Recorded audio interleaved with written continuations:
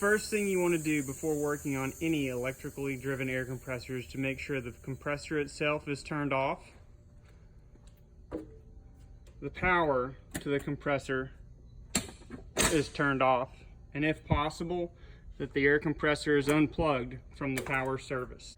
Once you feel you're sure that you've turned off the power to the compressor and disconnected any additional power sources that might operate the air compressor, you want to use your multimeter or an amp probe to check to make sure that you are sure that there is no power being delivered to the air compressor.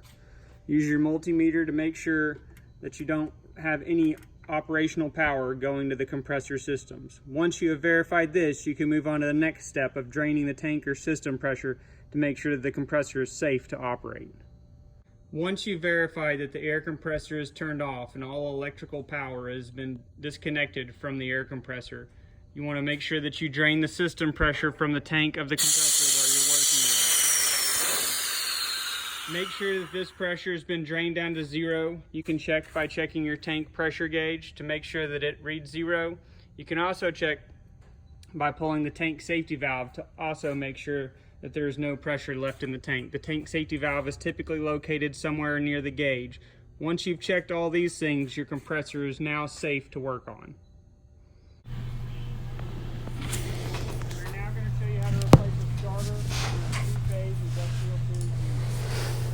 First, we're going to begin by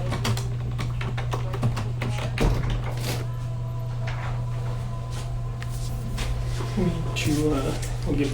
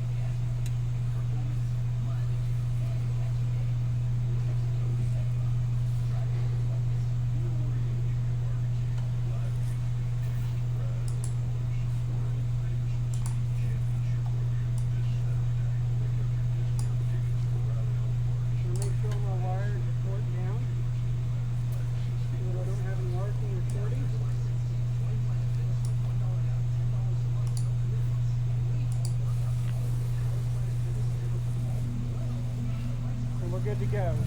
If this panel had an on-off switch in it, the on-off switch would go position 95 and position L2.